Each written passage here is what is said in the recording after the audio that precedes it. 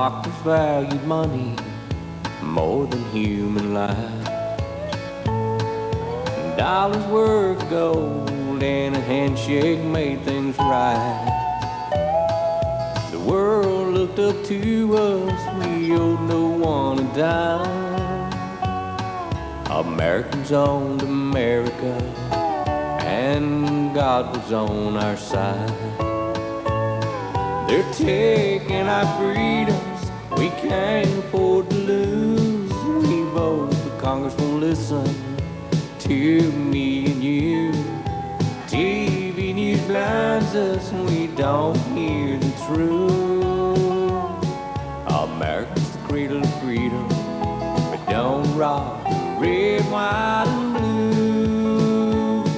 America's judgment, what lies ahead in the form of biological chemical warfare out of laboratories by design to be used against we the people.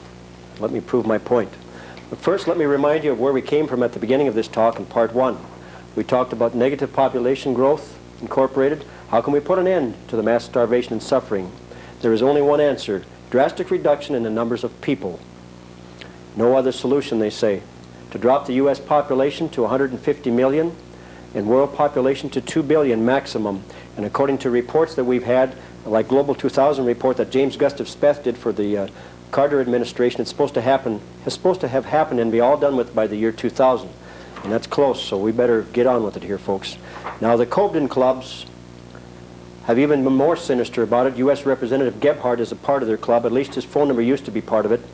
And by the way, a professor friend of ours picked this up at their meeting in the state of Iowa that was sponsored by the governor. He got it himself, so we know from whence we speak here. The Cobden clubs talk about the population reduction on a yearly basis by military force when required, and they call it the final solution. I find it extremely sick. Now, at the end of World War II, deals were made with the Japanese war criminals, not that we don't have our own, to trade biological warfare secrets in exchange for forgiveness of so-called war crimes, thus accelerating the American military to the head of the biological race. Unit 731 by Peter Williams and David Wallace. Ishii based his unit in remote northern Manchuria so he could experiment on human beings. There, in what was a police state, he could be given an uninterrupted supply of human guinea pigs. With the unique data gained from human experiments, Ishii believed Japan could outstrip the rest of the world in developing this new weapon of war. No other country would have such accurate details about how epidemics spread and how to protect against them. Only Japan would fully master the twin fields of biological warfare, offensive and defensive. Going down to the bottom paragraph, I'd like to share this. The Cold War politics led American authorities to utilize and cover up their work in occupied Japan. Now, going to U.S. Senate hearings before the Subcommittee on Health and Scientific Research of the Committee of Human Resources. It sounds just like we're a bunch of cattle the way they talk about us. The 95th Congress, first session, examination of serious deficiencies in the Defense Department's efforts to protect the human subjects of drug research, March 8th and May 23rd of 1977. U.S. government printing office, Washington, D.C. Going immediately into the document, we find this, unclassified, U.S. Army activity in, I said in, the United States. Biological Warfare Program, Volume 1, February 24th, 1977. Going into the document, we find this, the contents, and we'll start right here with number 1. Biological Warfare Program. Research and planning years after World War II, 1946 to 1949. Expansion of the biological warfare program during the Korean War, 50 to 53. Cold War years, recognition of weapons and defense programs, 1954 to 58. The limited war period, expanded research, development, testing, and operational readiness, 59 to 62. Adoption of the biological program to counter insurgencies, the Vietnam War years. Yeah, right, including Agent Orange, made by DuPont, which is a subsidiary of IG Farben, a corporation in Germany. Now, IG Farben is the corporation that ran the prison camps for Nazi Germany. No doubt what we have to look forward to here. The disarmament and phase down, 68 and 69. The Biological Defense Research Program, 73 to 77. Let's get into this a little ways, and I'll show you what kind of a liar they are here. You know, people were worried about a vial coming in somebody's private parts into this country when dirty Fort Dietrich makes it by the ton. I think we have something a little out of proportion here. That's like saying drugs are coming into the United States in somebody's underwear when in fact jumbo jets and boxcars are bringing them in. On page 80 we find this from Dirty Dietrich, I call it Fort Dietrich. The contractors, the number of contracts, the contract dates, etc. Aerojet General Corporation did 29 experiments for Fort Dietrich starting in October of 1956. Aerojet or Aero Projects Incorporated did 9 starting in 1950, etc., etc. This is just one of 20 pages of contracts to Fort Dietrich, in addition to Dietrich doing its own dirty work and all their other subsidiaries and appendages. Page 124 talks about what they did and how they did it. Anti-personnel with biological stimulants involving public domain. That's our backyard, folks.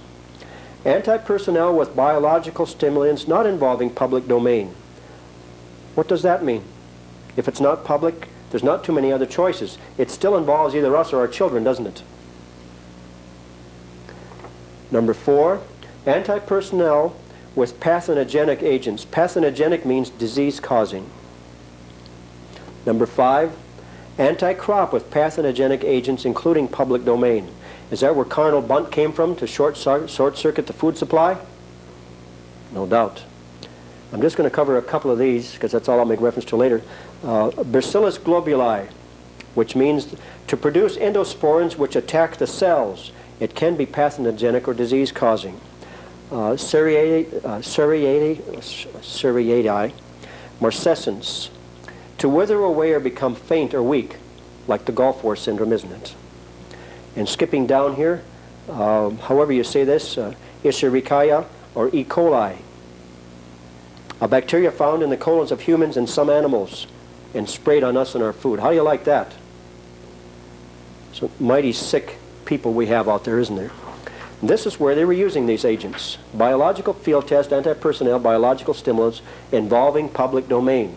Location of the test, Washington, D.C. Date, 8 August 1949. And they were just using the 2 agents that we talked about. Seriaceae marcescens, to cause the withering away or be faint or weak. Bacillus produces endosporins which attack the cells, can be pathogenic or disease-causing. Those are the 2 we'll talk about now. So that was one place in Washington, D.C. starting in 49. The USS Coral Sea and the USS K.D. Bradley at sea off the entrance of Hampton Roads, like Norfolk, Virginia, etc., the big naval base there. It involved the civilians also.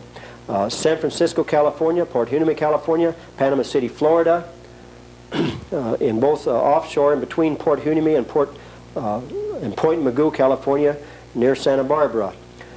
Get a load of this. Pennsylvania State Highway number 16, westward for 1 mile from benchmark 193. Right along our highways, in the tunnels, in Pennsylvania Turnpike. You're not off the hook either, sir. Even happened in Hawaii. This is page 1 of many, many pages we've got. This document is 250 pages long. Going a little further, page 248 says this: activities of particular CIA interest. There's that scurrilous group again. I know there's good agents in there, but the bad sure seemingly outweigh the good with their drug running, etc. Through discussions with people associated with the project, reflect an overriding interest in incapacitants, particularly in latter years. Available records make it clear that CIA interests included maintaining a stockpile of lethal materials and delivery systems. The evidence indicates that the agency relied upon the upon the use of specific biological warfare agents and toxins being investigated as normal part of the Army's biological warfare program. This was September 15, 1975 when it was released. Now, to prove them a liar right off the bat, I want to share this with you. We have reports of hundreds of boots or Navy trainees massacred at Farragut, Idaho in World War II. One survivor, a Jesse G. Melrose of Devil's Lake, North Dakota, tells of his entire company being wiped out 2 to 3 hours after going to bed their last night at boot camp. Melrose became deathly ill and barely survived, but says his life was ruined instantly and forever. Reports say 1,700 men died at Farragut, Idaho in World War II. This happened to him October 24th, 1944. He's alive today and still talks to me. Is that sick or what? Appropriations for 1970. Hearing Subcommittee, Committee on Appropriations, House of Representatives, stamped November 24th, 1969. Department of Defense Appropriations, House Bill 15090, Chemical and Biological Warfare. Let me show you what these thieving scoundrel traitors have done to us. Page 129. There are two things about the biological agent field I would like to mention. One is the possibility of technological surprise. Molecular biology is a field that is advancing very rapidly, and eminent biologists believe that within a period of 5 to 10 years it would be possible to produce a synthetic biological agent, an agent that does not naturally exist, and for which no natural immunity could have been acquired. Now, just a little of the conversation between a representative and a doctor. Mr. Sykes, are we doing anything in that field? Dr. MacArthur, we are not. Mr. Sykes, why not? Lack of money or lack of interest? Dr. MacArthur, certainly not lack of interest. And it goes on to say, and I'll quote from way down here, a research program to explore the feasibility of this could be completed in approximately 5 years at a cost of $10 million. I'll bet you my bottom dollar it was already done. Now, to show you where this leads, this little old Habitat program, Habitat 2, creating healthy cities in the 21st century. Let me remind you who's involved in this healthy cities for the 21st century. The WHO organization, the World Health Organization. They are the people that administered the smallpox vaccines to Africa in the 1970s. And for no extra charge, the Africans got HIV positive from these dirty, scurrilous clowns. I'm talking so nice about them, they deserve much worse than that. Murderers on a global genocide scale. Now from 50 USCS, that's the United States Codes, 1520, we find this. The use of human subjects for testing of chemical and biological agents by the Department of Defense. The Secretary of Defense shall supply the Committees and Armed Services of the Senate and the House of Representatives not later than October 1 of each year a full accounting of all experiments and studies conducted by the Department of Defense in the preceding 12-month period, whether directly or under contract, which involves the use of human subjects for the testing of chemical and biological agents. This was June 30th, 1977. When all this other stuff was happening, they still went ahead and did it against you and I. They really care, don't they? Now this we found in a forest. It's like 8 by 10 feet or 10 by 12 feet. It was about a foot thick to start with. And there was many of them scattered out in the forest near water areas, lakes or rivers. The next time we come, it was all cranked up and popped into position. What it appeared to be is a decontamination center in the forest. And it says on the side of it right here, U.S. Army MUST project, Office of the Surgeon General. What does that mean? What's going on in our backyard? Now we've got all across the country, we're finding this, even in our own backyard, presentation, emerging infections, new microbial threats, presented by the Montana State Epidemiologist, Wednesday, January of 1997, public invited, free. Why? What do they know that we don't know? What are they talking about? Now, I don't have the exact date, but this is from early summer of 1996, Gannett News Service, Washington. The Food and Drug Administration soon plans to make finally a temporary ruling that allows the Pentagon to use experimental vaccines and drugs on U.S. troops without their consent. The controversial rule, issued at the Pentagon's request in 1990, before the war with Iraq, was described during a suit against military commanders at the time as treating soldiers as though they were human guinea pigs. How sick. October 1, 1990, Washington, D.C., the Iraq Regional ITF says this, and I'll just paraphrase some of it here for the sake of time. The Iraq biological warfare developments, it talks about Iraq being given and the U.S. knowing exactly what was going on, of these aerosol generators in the spring of 1990 that deliver up to 800 gallons of biological chemical warfare per hour, 2 different types at a time. And our government knew about it in October, yet they sent our troops in there. Then in December of 1990, Operation Desert Shield, Department of Defense, it says Iraq missiles sites 60 Scud missiles with chemical and biological warfare. within an arm's throw of our troops as they were stationed there. Now these are the warheads or the missiles that were there. It's not written in anything but English. Those are the pictures that came back to us. So obviously the Russians didn't make them. It shows our troops working on them to disarm them without any MOP 4 gear, without any protection at all. They were ordered not to. Let me show you how dirty this gets.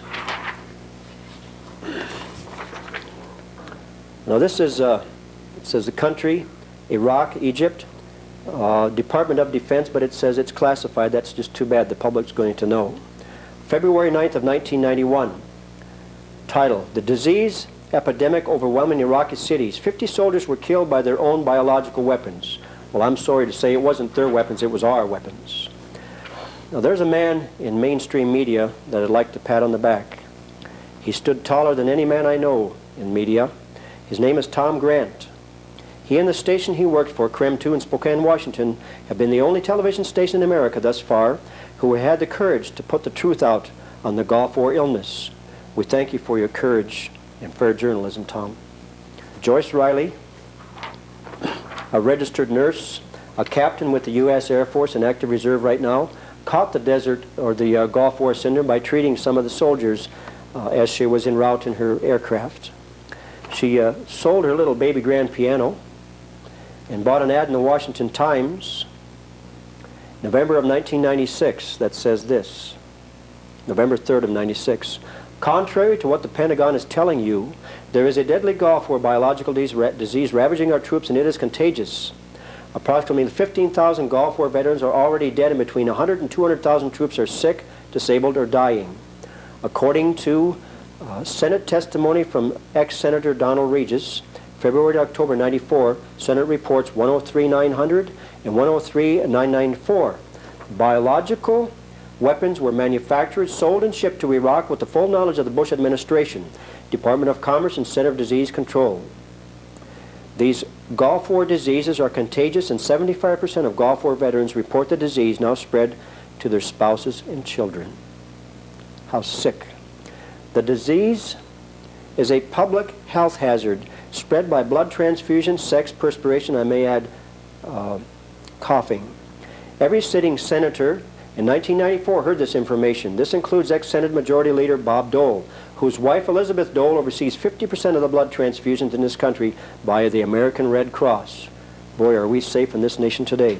Joyce Riley, you can get in touch with her at the Gulf War Veterans Association in Sugar Land, Texas. Gulf War syndrome may be infectious, doctors say. Missoulian, March 9th of 1997. Irvine, California, a number of medical professionals who say they have become ill while treating Persian Gulf War veterans claim the mysterious disease afflicting tens of thousands of soldiers is contagious and could pose a public health threat. Doctors, nurses, and laboratory researchers, as well as others who come in casual contact with the Gulf War veterans, say they have contacted the same symptoms, which are fatigue, fever, aches, rashes, respiratory problems that are generally associated with Gulf War syndrome. Down to the bottom here. Whatever the cause, they say it is spreading. This is also from the Los Angeles Times. But the dirty old Department of Defense, Pentagon, says this. The Gulf War disease. Washington, a massive government study of more than 10,000 veterans of Operation Desert Storm in 91 has found no evidence of any kind of mysterious Gulf War diseases. Isn't that nice of them? If they can't even protect their own soldiers, should we be concerned for the condition of our country? You bet we should. We better be concerned about it right now. Now this is the traitor, one of the top traitors as far as I'm concerned, to do his own troops in. Mr. Schwarzkopf, if I were you, I'd change your children's name because they're not going to want to have your name in the future. When we're done with you, you'll be all done. General Schwarzkopf, testifying before the Senate Veteran Affairs Committee, lying about his own personal troops. One of his personal bodyguards, a man by the name of Kevin Wright, a 27-year-old man, now is suffering and dying from the Gulf War syndrome. He protected this general. He put the general underground, yet he was ordered not to go to MOP 4 to protect himself. He also has a wife and a daughter that are sick. Shame on you, Schwarzkopf. Now the Soviet tanks that we were talking about earlier, this is a picture of a couple of them at a truck stop, Exxon truck stop in Texas. Now those tanks, Soviet tanks, and those Soviet trucks are here in America in great numbers, but not to worry, they're targets according to the DOD clone called Soldier of Fortune. This is an old military manual, what it has to say about those vehicles sitting side by side, the tank and the truck. Soviet chemical units operate on the move with combat units, thereby preserving a rapid rate of advance, even chemically contaminated areas. Should we be concerned? And why is this man here in our country? This is Lenin, an 18-foot, 8-ton bronze statue, Lenin in the Park in Washington, Seattle, Washington, to be exact. Why? What's going on here? Now, shifting gears just a bit. This is a cover of the Old Catholic Bible, the Goodspeed version, and I would like to share this with you on page 771. That's Ezekiel chapter 14, starting at verse 13. It talks about a famine, which we've talked about tonight, a wild beast, a sword, and the pestilence. Going on to the Jewish Bible, this is the cover of it. Inside of that Bible on page 434, it says exactly the same thing. Ezekiel chapter 14, starting at verse 13. The famine, verse 15, the evil beast, verse 17, a sword, verse 19, the pestilence. Now let me show you from the King James Version of the Protestant Bible, the Thompson Chain reference is the one they're using here. This is what it says on page 773. Ezekiel 38, doggone it, Ezekiel chapter 14, starting at verse 13. It says the same exact thing as the other Bibles. So my suggestion is to you, put away your doggone religious differences and put your nation back together. Look what religion has done to you. Will break the staff of bread, therefore, and will send famine upon it, and will cut off man and beast from it. Verse 15, I will cause noisome beasts to pass through the land, that they spoil it, so that it be desolate, and that no man pass through it because of the beast. Verse 17, I will bring a sword upon the land, and say, sword, go through the land, so that it will I will cut off man and beast from it. And verse 19 is the most curious one. Or I will send pestilence upon the land, and pour out my fury upon it in blood. Where is the desert or the Gulf War syndrome? Where is AIDS? Where are the rest of our diseases? It's in our blood, isn't it? How did they know that way back when? Now, shifting gears to another prophecy, American Indian Magic, Secret Powwow Vows, or Powwows, and Hopi Prophecies by Brad Stagger. On page 176, Sunbear told me that his bear tribe is jealously putting away stores of food and survival materials in the manner of the Hopi. According to one of the ancient prophecies, he said the great purification will come after the white man has built a house in the sky. We believe that prophecy refers to Skylab. When I asked Sunbear if there might be anything that the system might do to stave off approaching cleansing of Mother Earth, he shook his head and replied, we know that it has already happened in the spirit world. Soon spirit time will become our time, and it will happen here on earth. There is nothing man can do to stop it. The Earth Mother will shake fleas off her back just as a dog rids itself of parasites. When the cleansing has occurred, good people of spiritual awareness will build a better world. What about all the brothers and sisters who for one reason or another just can't get out of the cities to prepare for the great cleansing? Sunbear, you are asking for kind words. And all I can say is that the reality is that at some point the cities will not be places where people can survive. The whole structuring of a city is anti-nature. Anti-nature is anti-anything that is real. The Earth Mother is going to cleanse itself.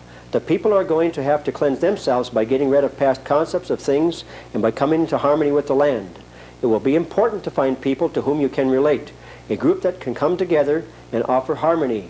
But human beings have to regenerate their mental outlook so that they can come together in complete harmony. And harmony cannot come alone from going up on a mountaintop and doing a bit of contemplating on your navel and thinking all there is to it. That kind of mysticism is selfish because you are only riveting on yourself. There's a man by the name of John Grady, which started an organization called the American Pistol Rifle Association. He's a medical doctor out of Tennessee. He published a book called Washington's Visions and Prophecy for America. He acquired this out of the nation's archives. This is America's history.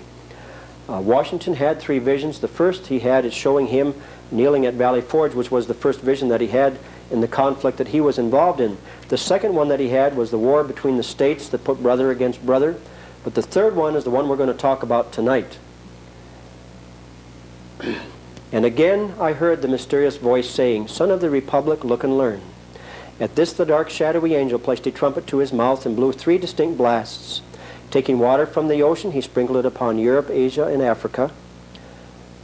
Then my eyes beheld a fearful scene. From each of these countries arose thick black clouds that were soon joined into one.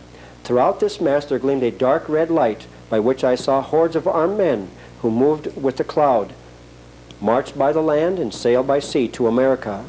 Our country was enveloped in this volume of cloud, and I saw these vast armies devastate the whole country and burn the villages, towns, and cities that I beheld springing up. As my ears listened to the thundering of the cannon, clashing of the swords, and the shouts and cries of millions in mortal combat, I heard again the mysterious voice saying, "Son of the Republic, look and learn." When the voice had ceased, the dark shadowy angel placed his trumpet once more to his mouth and blew a long and fearful blast. Instantly a light as of 1,000 suns shone down from above me, and pierced and broke into fragments the dark cloud which enveloped America. At the same moment the angel upon whose head still shone the word Union, and who bore our national flag in one hand and the sword in the other, descended from the heavens, attended by legions of white spirits. These immediately joined the inhabitants of America, who I perceive were well nigh overcome, but who immediately taking courage again, closed up their broken ranks and renewed the battle. Again, amid the fearful noise of the conflict, I heard the mysterious voice saying, "Son of the Republic, look and learn." As the voice ceased, the shadowy angel, for the last time, dipped water from the ocean and sprinkled it upon America. Instantly the dark cloud rolled back, together with the armies it had brought, leaving the inhabitants of the land victorious. Then once more I heard the villages, towns, and cities springing up where I had seen them before, while the bright angel, planting the azure standard he had brought in the midst of them, cried with a loud voice, "While the stars remain, and the heavens send down dew upon the earth, so long shall the Union last." And taking from his bow the crown on which blazed the word Union, he placed it upon the standard while the people knelt down and said, "Amen, amen." Thank you.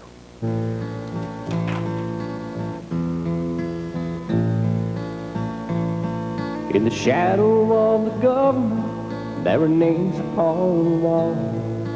Heroes who paid the price without knowing what they bought. In a death-infested jungle, they proudly gave their all, while the Council of Foreign Relations wrote our country's law.